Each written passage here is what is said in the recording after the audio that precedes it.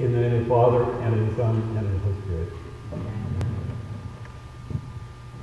Today is the Feast of Christ the King. It's the last day, the last week, I should say, of the church year. Therefore, next Sunday will be the first Sunday of Advent. So, anyway, today, the last Sunday of the year, the kingship of Christ, that ultimate reality that is before all of us. And with that, I'll begin by saying, these past 3 days I've been up in Philadelphia, and I've been there because there was a conference. I was part of it on Pierre Teilhard de Chardin. All right, Pierre Teilhard de Chardin, he was a Jesuit priest who died 1955, and at the time of his death, he was probably the world's expert on the geology of Asia and also on the early human fossils that were found in Asia, Java, etc. All right, anyway, that's who he is. I teach a course on the talking pair and Chardin every spring, including this coming spring. But a little commercial. But anyway, I tell them Teilhard, maybe the way that people would know Teilhard here at Georgetown, over in the ICT building, as you go down the stairs to the auditorium, there's a text on the wall, and the text says, "The age of nations is past.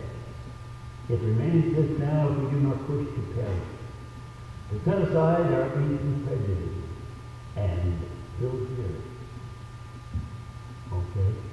And with that, I could point out that U Thant, a Buddhist from Burma, was Secretary General of the United Nations, and during his time as Secretary General, he sponsored 2 conferences at the United Nations on the thought of Pierre Teilhard de Chardin.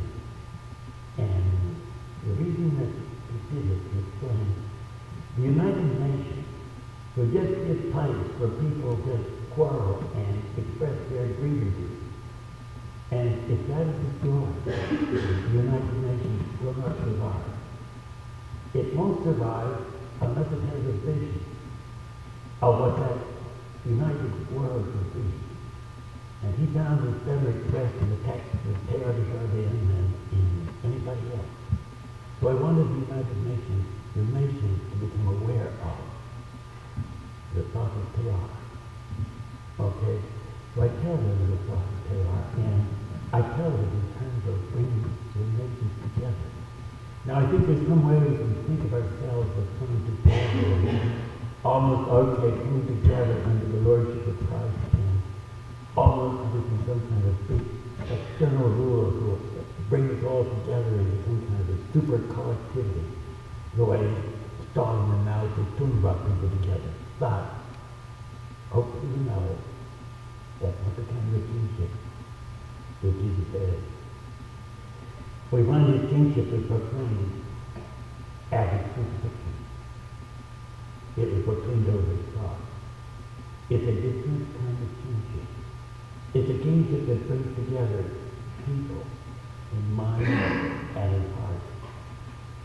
And it's some kind of recognition that all of us, beyond all the quarrels and all the competition that we find ourselves engaged in, all of us beyond that are deeply bound to one another. And that somehow or another, as we get into today's gospel, is just reaching out and helping the homeless poor, in helping the hungry, the different volunteer programs that you're involved in. In doing this, we're helping the Christ. It's the one Christ that permeates all of us. And with that, we find St. Paul speaks of the body of Christ. And the body of Christ will refer to all the people of God united. And in all of this, Jesus is present. Jesus is present not as something external, but as something deeply within. And St. Paul puts it, I live. Now, it is not I that live. It's Christ who lives in me. which is in me, in you, and in the lonely and the hungry and the suffering people in today's world. It's the one Christ dwelling in all of us and calling us to care for one another and to come together. He called it was after us. I was hungry, and you gave me to eat. I was thirsty, and you gave me to drink. Whatever you do to the least of these, my brothers, you do to me. Anyway, presenting that gospel text, I'll now give a reflection on that gospel text in this book. It's by Sigmund Freud.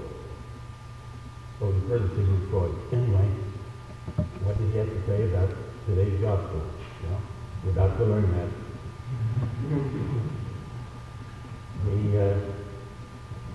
He says, in the Catholic Church, Christ is presented as one who loves all individuals with an equal love.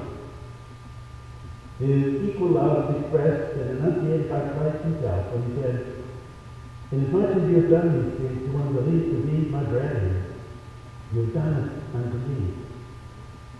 He stands to the individual members of the group of believers as a kind of elder brother. And a democratic strain runs through the church for the very reason that before Christ everyone is equal, and that everyone has a great and equal share in his love. It is not without a deep reason that the similarity between a Christian community and a family is invoked. And as believers call themselves brothers and sisters in Christ.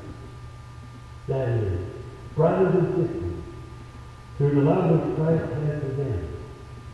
There is no doubt that the tie which unites each individual with Christ is also the cause of the tie which unites them with one another. Going through many devotional passages, so I have to read at least one of them.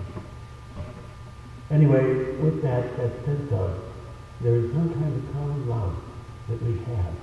A common love that just, if it's in our heart, a love of Christ, it shows itself in the way we reach out to people in need, and how many such people are in today's world.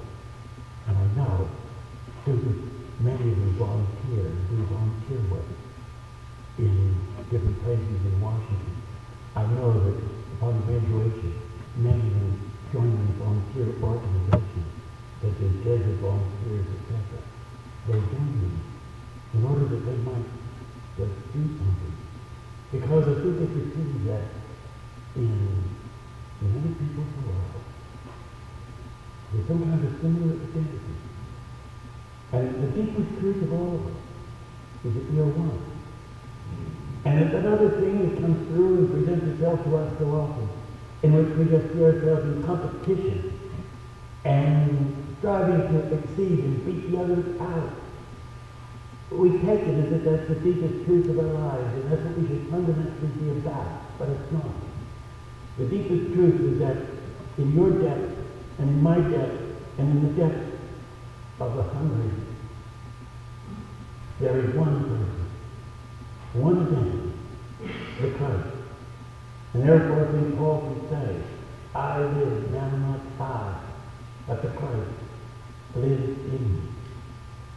That deep identity that lives in all of us, the Christ identity, is perfectly one. And in touch with that deep identity in ourselves, we can start seeing how we have to reach out and do something for others. And that is something that's the truth of our being. It's what we are about. It's what we've been created for. All of us are part of one, if you will, large organism. The body of Christ, mentioned many times by St. Paul. The body of Christ. We're like cells within that great body that unites us. And the little soul in each one of us has is present there is the deepest soul. In each one of us also has the soul of Christ. I tell you this because I think it's something we really need to know. And who is the Christ? And where is he found today? The gospel certainly makes it clear where he's found. Where is he found today? And with that, I tell about Utah, Secretary General of the United Nations, and sponsoring 2 symposia on the thought of repair the Dahlgren. And why? Because he felt that without a vision, the United Nations would not survive. I tell you that because I know that I also, and with the help of Pierre de Chardin, have been able to live in terms of some kind of vision that gave me some kind of wider picture of what it was about. It was a vision of a certain fullness, as opposed to all those little fractal identities that we seem to just take and make so much of, and just see ourselves as racing against everybody else, and we're going to beat everybody else out. How real, how true that is, how it predominates in so many ways. But beyond that, there's a deeper truth that we have to come in contact with, and that is, it is the one Lord, the King, the great King, the Christ, as the deep identity in all of us.